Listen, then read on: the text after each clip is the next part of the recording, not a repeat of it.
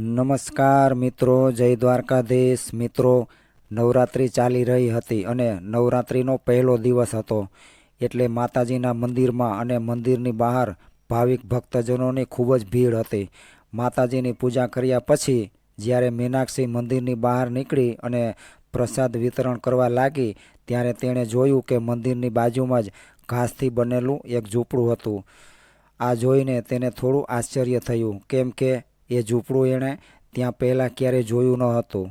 ઉત્સુકતાથી તે પાસે ગઈ અને જોયું તો એ ઝૂંપડાની અંદર ખૂણામાં એક વૃદ્ધ મહિલા બેઠા હતા, જેમના મોઢા પર કરચલીઓનું ઝાડું બનેલું હતું. સમયે કદાચ તેમની ઘરડી આંખોની ચમકને ગાયબ કરી નાખી હતી. મીનાક્ષીએ થોડો પ્રસાદ વૃદ્ધ મહિલાને પણ આપ્યો, એટલે એ વૃદ્ધ મહિલાએ મીનાક્ષીને ઘણા બધા આશીર્વાદ આપ્યા.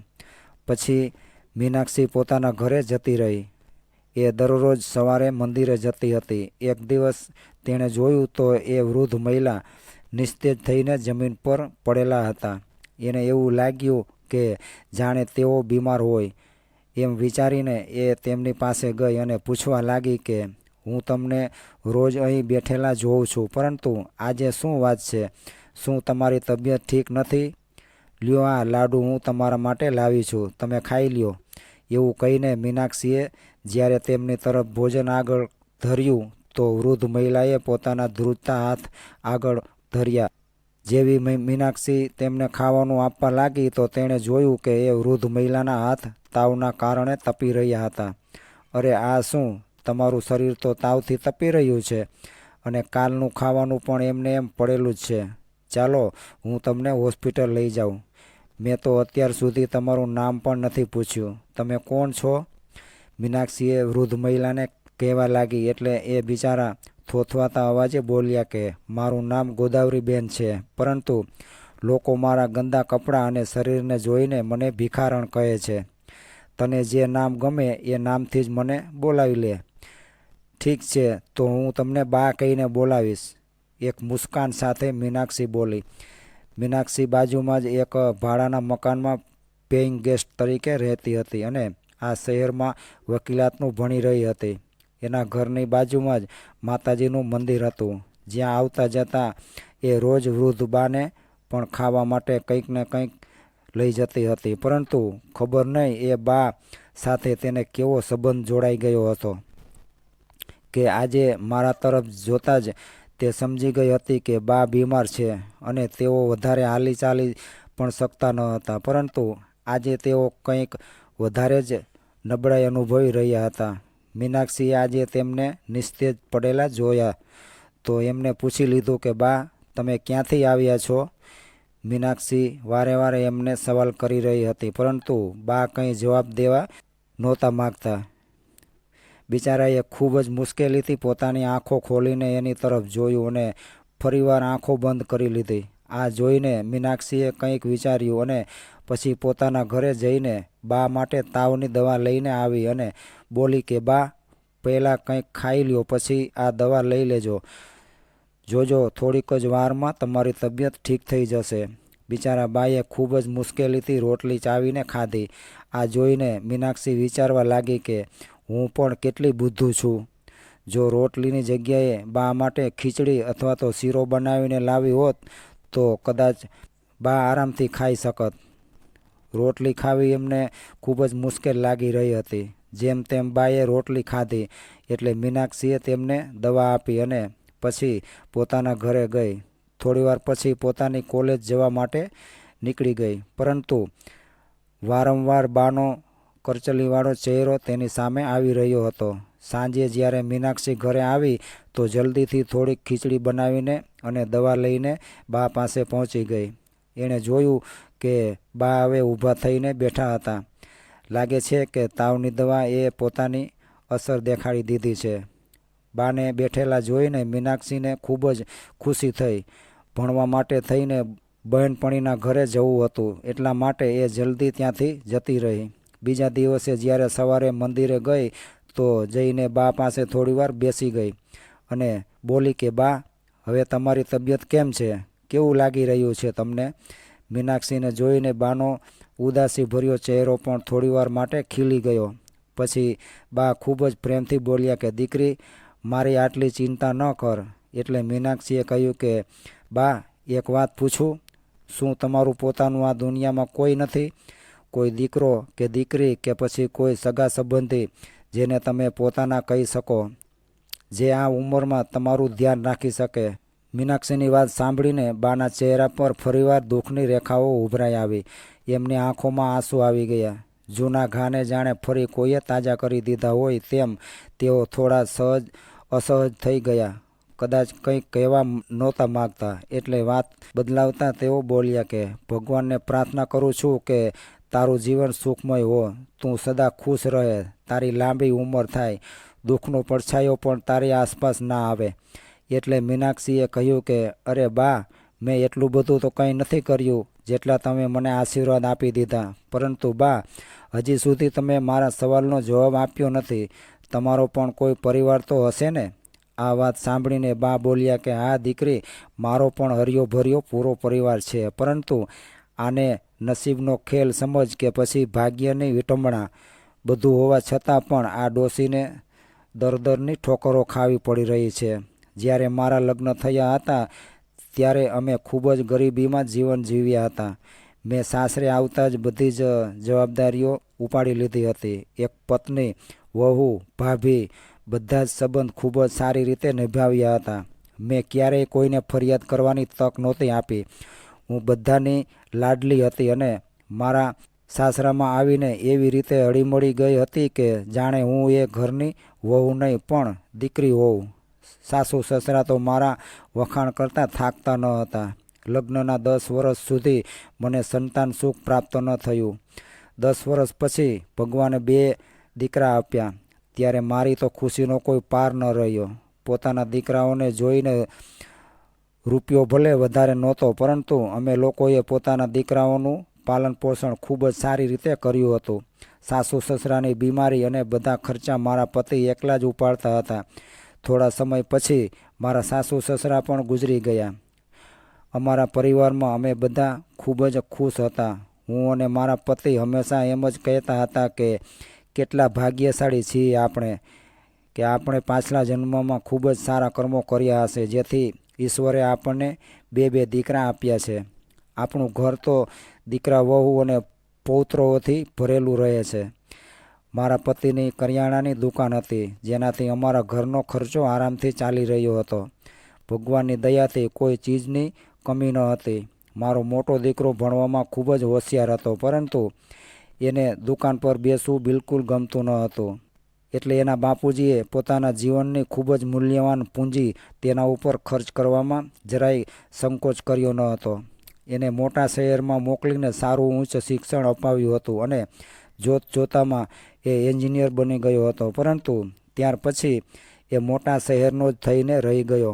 પોતાની પસંદગીની એક પૈસાવાળી છોકરી સાથે તેણે લગ્ન કરી લીધા અને પછી તો જાણે અમને બધાને ભૂલી જ ગયો.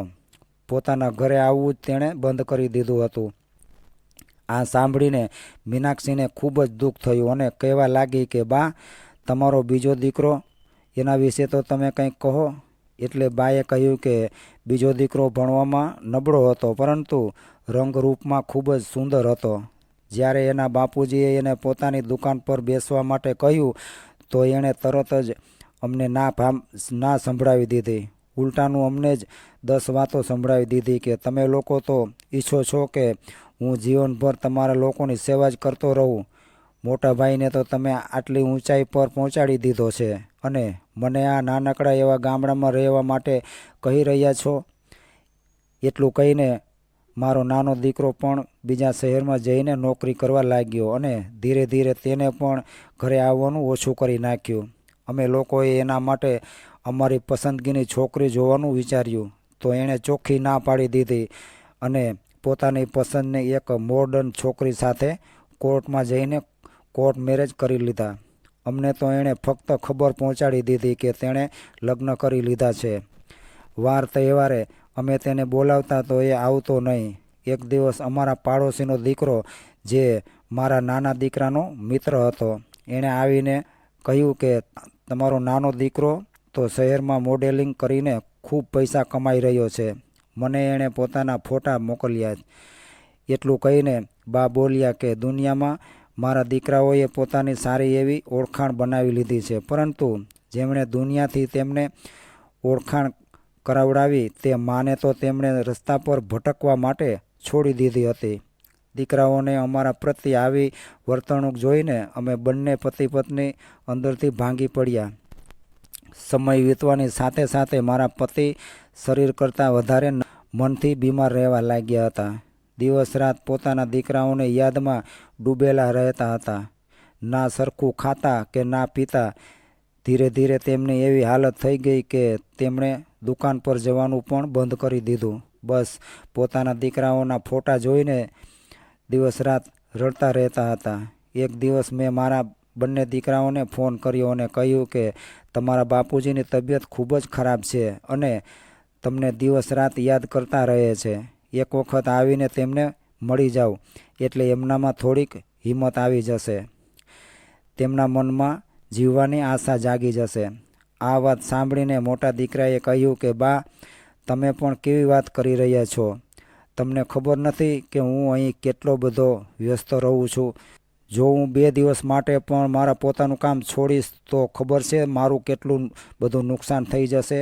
હવે બાપુજીને મળવા માટે હું પોતાનું આટલું બધું નુકસાન કરું એટલો હું મૂર્ખ નથી. અને બીજા દીકરાએ પણ એવું જ કહ્યું કે મારી પાસે બિલકુલ સમય નથી. મારી પત્ની પણ નોકરીએ જાય છે. મારે ઘર અને બાળકો માટે પણ સમય કાઢવો પડે છે. એટલું કહીને નાના દીકરાએ પણ પોતાના હાથ ઊંચા કરી દીધા. અને પછી એક દિવસ એવો આવ્યો કે જેની મેં કલ્પના પણ નહોતી કરી. દીકરાઓની યાદમાં મારા પતિ દુનિયા છોડીને જતા રહ્યા અને મુજ અભાગણને આ ક્રૂર દુનિયામાં એકલી મૂકીને નવા સફર પર નીકળી ગયા. ભાગ્યની વિટંબણા તો જુઓ, 2 દીકરાઓ હોવા છતાં પણ પોતાના બાપની અસ્થિને કાંધ આપવા માટે કોઈ આવ્યું નહીં. આ કામ પણ આસપાસના લોકોએ જ કર્યું. કદાચ એમના નસીબમાં એ જ લખ્યું હતું. જેમ જેમ તેમની ચિતા બળી રહી હતી તેમ તેમ મારું મન પણ અંદર સુધી બળી રહ્યું હતું. મનમાં ને મનમાં એમ વિચારીને હું હેરાન રહી ગઈ હતી કે શું આ દિવસ જોવા માટે જ ભગવાને મને 2 દીકરા આપ્યા હતા? આવા દીકરા કરતાં તો હું વાંજળી રહી હોત તો સારું હતું. મારી એટલી બધી ખરાબ કિસ્મત હતી કે પોતાના બાપુજીનું મૃત્યુ ઉપર પણ એક પણ દીકરો આંસુ પાડવા આવ્યો નહીં. ઘરે આવીને પોતાના પતિના ફોટા સામે બેસીને હું ખૂબ જ રડી કે હવે હું એકલી આ ઘરમાં કઈ રીતે રહી શકીશ? હવે હું કોની રાહ જોઈશ? કોણ મને જમવાનું આપશે? કોણ મને વારે વારે ચા બનાવવા માટે કહે છે? પછી પોતાના બાપુજીના 12માના દિવસે બંને દીકરા આવ્યા. તેમને મળીને હું ખૂબ જ રડી હતી. મનમાં એક શાંતિ પણ થઈ હતી કે ચાલો કમસે કમ મને મળવા તો આવ્યા. પરંતુ પછી ખબર પડી કે તેમના આવવા પાછળ પોતાની બા પ્રત્યેનો પ્રેમ ન હતો, પરંતુ એમાં પણ તેમનો સ્વાર્થ છુપાયેલો હતો. 12માના દિવસે તેમણે મારા મોટા દીકરાએ મને કહ્યું કે બા, હું મારું પોતાનું મકાન બનાવી રહ્યો છું, એટલે મારે રૂપિયાની જરૂર છે. અને એ જ સમયે નાનો દીકરો પણ મારી પાસે આવ્યો અને બોલ્યો કે મારે પણ પોતાનો એક ધંધો શરૂ કરવો છે, જેના માટે મારે રૂપિયાની જરૂર છે. એવું કહીને બંને જણાએ બેંકમાં રાખેલા રૂપિયા કઢાવી લીધા. પરંતુ એટલાથી તેમને શાંતિ થઈ નહીં, એટલે મકાનને પણ જમીનદાર પાસે ગીરવે રાખીને લાખોનો કરજો લઈ લીધો અને બધા જ રૂપિયા 2 ભાગમાં વહેંચીને પોતાનો ભાગ લઈને બંને દીકરાઓ ત્યાંથી ચાલતા થઈ ગયા. આ ઘરડી માં કરજનું વ્યાજ ક્યાંથી ચૂકવશે? એટલું પણ એ લોકોએ વિચાર્યું નહીં. જે દીકરાઓ માટે અમે અમારું આખું જીવન ઘસી નાખ્યું હતું, જિંદગીભરની પૂંજી તેમને મોટા કરીને લાયક બનાવવામાં વાપરી નાખી હતી. તેમને સમાજમાં સન્માનથી જીવવા માટે લાયક બનાવ્યા હતા. શું નહોતું કર્યું અમે એના માટે? આજે એમના ઘરમાં પોતાની બા માટે બિલકુલ જગ્યા ન હતી. એટલું કહીને બા રડવા લાગ્યા અને પછી બોલ્યા કે મારો આખો દિવસ રડતા રડતા જ પસાર થઈ ગયો હતો. પતિના વિયોગમાં તો મારું ખાવા પીવાનું પણ છૂટી ગયું હતું, જેના કારણે શરીરમાં શક્તિ જ રહી ન હતી. ફરીવાર ક્યારેય ના તો દીકરાનો ફોન આવ્યો કે ના તેઓ પોતે આવ્યા. પછી એક દિવસ જમીનદારે મને કહ્યું કે ના તો તમે મને વ્યાજ ચૂકવી રહ્યા છો અને ના કરજો પાછો આપી રહ્યા છો. એટલે તેમણે મને 1 મહિનાની મુદત આપી કે હું તેમના પૈસા ચૂકતે કરી દઉં, નહીંતર તેઓ મકાન પર કબજો કરી લેશે અને મકાનની નીલામી કરીને પોતાનું કરજ વસૂલ કરી લેશે. ચિંતાના કારણે મારી હાલત વધારે ખરાબ થતી ગઈ. લાચાર થઈને મેં ફરીવાર પોતાના દીકરાઓને ફોન કર્યો અને તેમને જમીનદારના હપ્તા ચૂકવવા માટે કહ્યું, પરંતુ બંને દીકરાઓએ સાફ શબ્દોમાં કહી દીધું કે તેમની પાસે મકાનના હપ્તા ચૂકવવા માટે રૂપિયા નથી. બંને જણાએ પોતાના હાથ ઊંચા કરી દીધા, પરંતુ મેં પોતાને તૂટવા દીધી નહીં. હિંમત ભેગી કરીને લોકોના ઘરકામ કરીને જેમ તેમ કરીને મેં થોડા ઘણા રૂપિયા ભેગા કર્યા, પરંતુ એ રૂપિયા એટલા નહોતા કે જમીનદારનો 1 મહિનાનો હપ્તો હું ભરી શકું.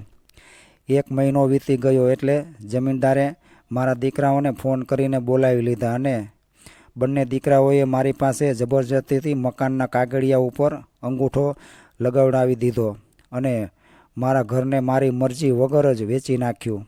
મકાન વેચીને તેમણે જમીનદારના રૂપિયા અને વ્યાજ આપી દીધું અને બાકી જે રૂપિયા વધ્યા હતા એ અંદરો-અંદર બંનેએ વેચી લીધા. પોતપોતાનો ભાગ લઈને બંને દીકરા જ્યારે જવા લાગ્યા ત્યારે પણ તેમને પોતાની ઘરડી માનો ખ્યાલ ન આવ્યો. હું તેમની સામે રોતી રહી, આજીજી કરતી રહી કે મને અહીં એકલી મૂકીને ન જાઉં. હું ક્યાં જઈશ, ક્યાં રહીશ, શું ખાઈશ, કેવી રીતે હું પોતાનો ગુજારો કરીશ. પરંતુ બંનેમાંથી કોઈએ પણ મારી વાત સાંભળી નહીં અને મને એકલી મૂકીને જતા રહ્યા. પોતાના મકાનની બહાર હું આખો એક દિવસ બેસુધ હાલતમાં પડી રહી. પાડોશીઓએ મારી હાલત પર દયા ખાઈને મને સરકારી હોસ્પિટલમાં દાખલ કરાવી. ઘણા દિવસો હોસ્પિટલમાં જિંદગી અને મરણ વચ્ચે ઝોલા ખાતી રહી, પરંતુ બંને દીકરાઓમાંથી કોઈએ પણ પોતાની માને આશરો દેવાનું જરૂરી ન માન્યું. ગમે તે રીતે ભગવાને મને બચાવી લીધી, પરંતુ જે દિવસે હું હોસ્પિટલમાંથી સાજી થઈને બહાર નીકળી તે દિવસે હું બેઘર થઈ ચૂકી હતી. એક પોટલીમાં પોતાના પતિનો ફોટો અને થોડા કપડાં લઈને ભટકી રહી હતી. ભટકતા ભટકતા તારા આ શહેરમાં આવી ગઈ. એક દિવસ જ્યારે થાકેલી હું આ રસ્તેથી પસાર થઈ રહી હતી ત્યારે મને મંદિર દેખાણું. મેં જોયું કે મંદિરની બહાર થોડાક લોકો પ્રસાદ વહેંચી રહ્યા હતા.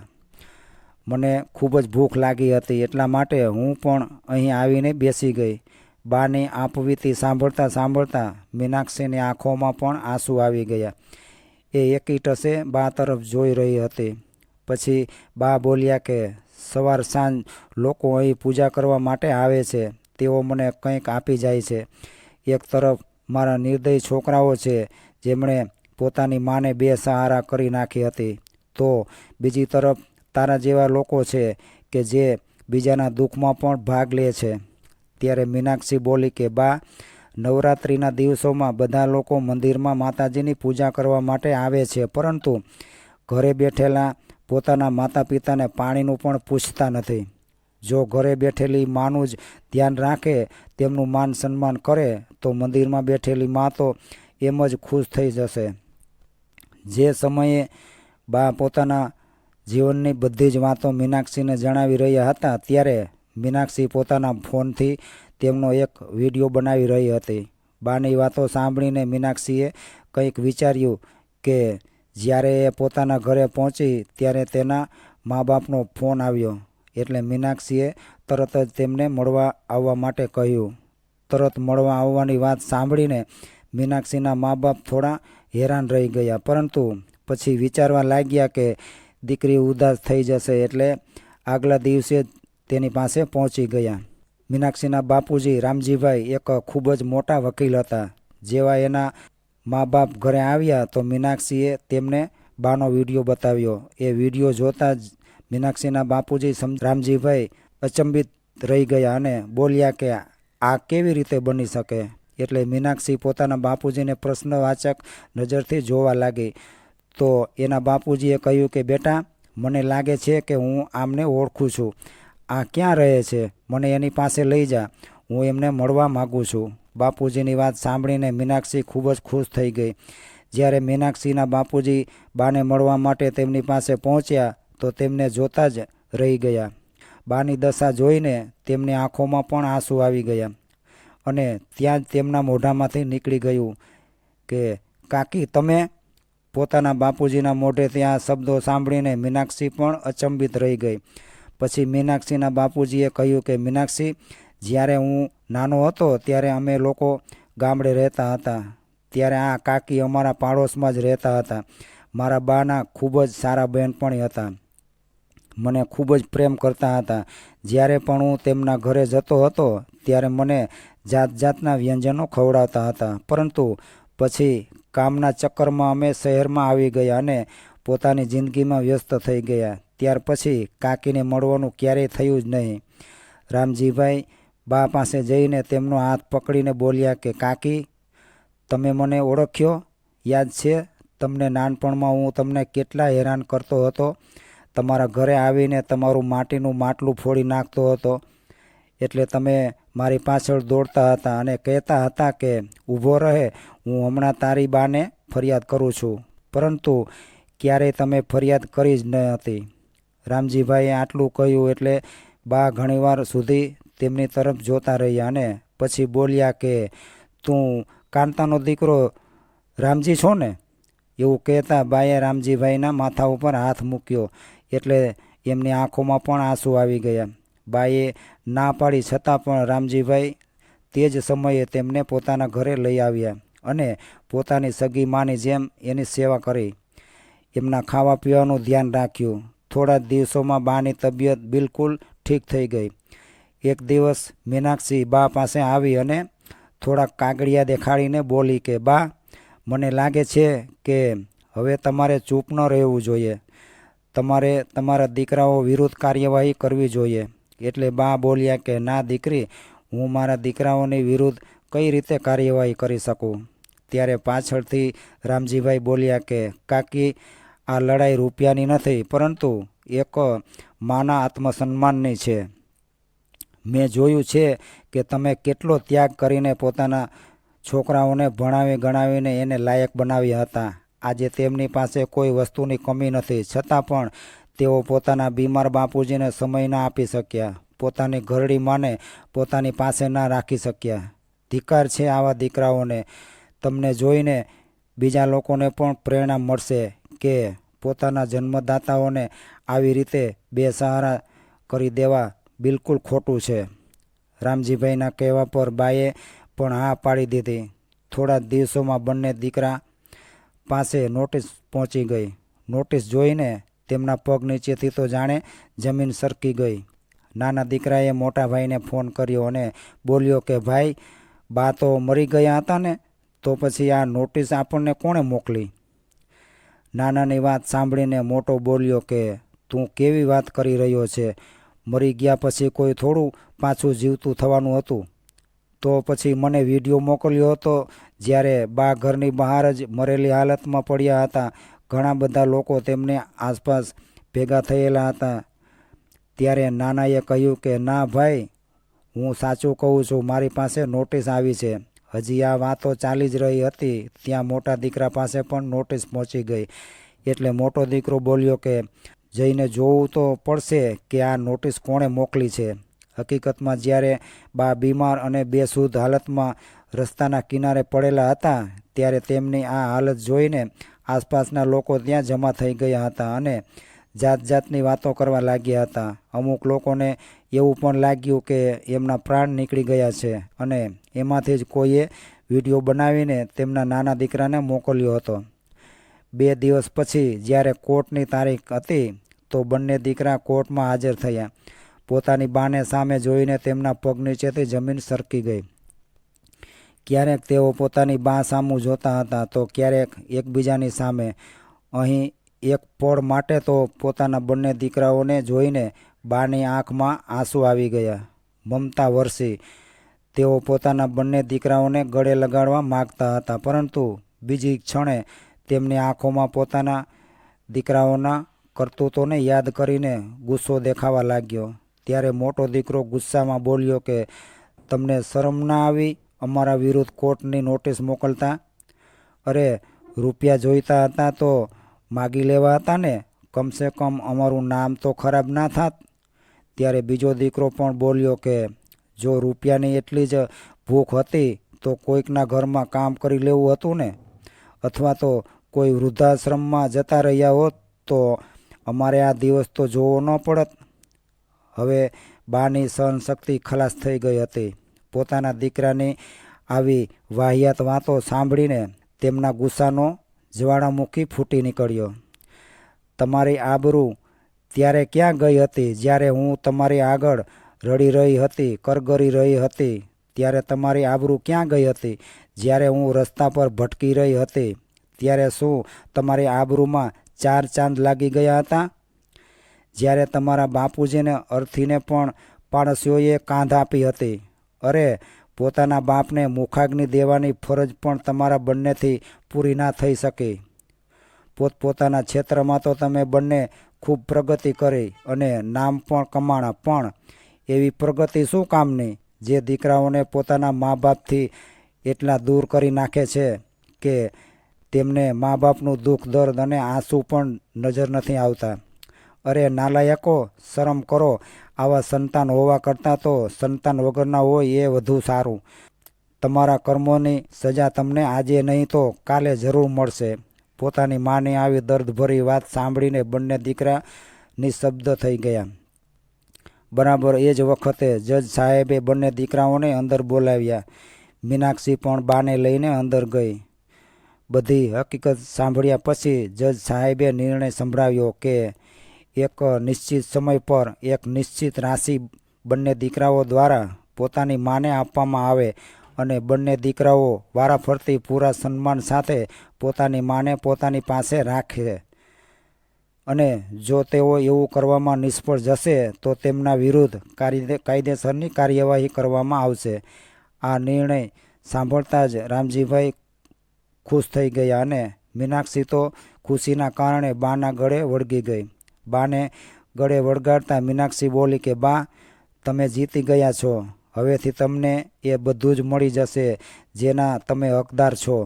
તમને દર મહિને તમારા દીકરાઓ રૂપિયા આપશે અને પૂરા સન્માન સાથે પોતાની પાસે રાખશે. પરંતુ તમે ચિંતા ના કરો, હું સમય પર તમને મળવા આવતી રહીશ.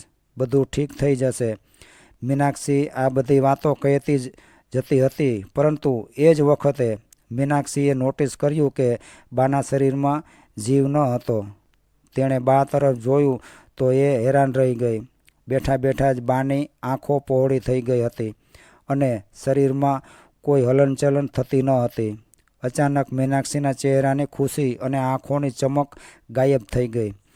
જ્યારે એને અહેસાસ થયો કે બા તો આ નિર્દય દુનિયામાંથી જતા રહ્યા હતા. પોતાના દીકરાઓ સામેનો કેસ તો બા જીતી ગયા હતા, પરંતુ પોતાના દીકરાના ઘરે જતા પહેલાં જ તેમણે પોતાના પ્રાણનો ત્યાગ કરી દીધો હતો. તેમના દીકરાઓને તો એવું લાગ્યું કે બાએ અમને કોર્ટમાં ખેંચીને અમારાથી બદલો લઈ લીધો છે, પરંતુ એ મા પર શું વીત્યું હશે એ તો તેઓ જાણતા હતા. કદાચ બા પોતાના દીકરાઓની એક ઝલક મેળવવા માટે જ જીવતા હતા, જે પોતાના અંતિમ સમયમાં બસ પોતાના દીકરાઓને જોવા માગતા હતા. તેમણે ક્યારેય વિચાર્યું નહીં હોય કે તેમને આવો દિવસ પણ જોવો પડશે અને પોતાના દીકરાઓ ઉપર અભ્યાસ કરવો પડશે. દીકરાઓનો વ્યવહાર તેઓ સહન ન કરી શક્યા અને અંતમાં આ નિર્દય દુનિયાને છોડીને હંમેશા માટે જતા રહ્યા. આ વાત જ્યારે તેમના દીકરાઓને ખબર પડી તો તેઓ દોડતા દોડતા તેમની પાસે આવ્યા અને પોતાની બાને બોલાવતા આંસુ વહાવવા લાગ્યા. એકીટસે પોતાની બાને જોતા રહ્યા, પરંતુ જેવા જ એ પોતાની બાને હાથ અડાડવા ગયા તો મીનાક્ષીએ તેમને રોકી દીધા અને રાડ પાડીને બોલી કે હું તમારા જેવા નિર્દય અને પાપી માણસોને પોતાના બાને હાથ પણ નહીં અડાડવા દઉં. તમે લોકોએ તો એ લાયક જ છો જ નહીં જે આ દેવીના અંતિમ સંસ્કાર કરી શકો. બાના પાર્થિવ શરીરને મીનાક્ષી અને તેના બાપુજી પોતાના ઘરે લઈ ગયા. બાના મૃત્યુ ઉપર મીનાક્ષી ખૂબ રડી અને મીનાક્ષીના બાપુજીએ તેમના અંતિમ સંસ્કાર કર્યા. આજે લોકો પોતાના જીવનમાં એટલા બધા વ્યસ્ત છે કે પોતાના વૃદ્ધ મા બાપની સાથે ખોટો વ્યવહાર કરે છે. તેઓ એ નથી જાણતા કે તેમને પણ એ ઉંમરનો સામનો કરવો પડશે. જે માતા પિતાએ આપણને જન્મ આપ્યો આપણા માટે ખબર નહીં એમણે કેટલું બધું કર્યું હશે. પોતે ભૂખ્યા રહીને આપણને ખવડાવ્યું. આપણી રક્ષા માટે ખબર નહીં કેટલા બધા જપ તપ કર્યા હશે. આજે એ જ મા બાપ આપણા કારણે દુઃખી છે. આ સૌથી મોટું પાપ છે. આપણે આપણા જીવનમાં ગમે એટલા ધર્મો કરીએ, પરંતુ જો પોતાના મા બાપની અવહેલના કરી રહ્યા છીએ તો આપણા બધા જ ધર્મો વ્યર્થ છે. કોઈએ ખૂબ જ સરસ કહ્યું છે કે ભૂલો ભલે બીજું બધું, પણ મા બાપને ભૂલશો નહીં. અગણિત છે ઉપકાર એના, તેને વિસરશો નહીં. તો મિત્રો, આજની આ કહાની તમને કેવી લાગી એ કોમેન્ટ કરી જરૂરથી જણાવજો. અને પસંદ આવી હોય તો વિડીયોને લાઇક, શેર અને ચેનલને સબસ્ક્રાઈબ કરી તમારા ભાઈને સપોર્ટ કરો. જય દ્વારકાધીશ.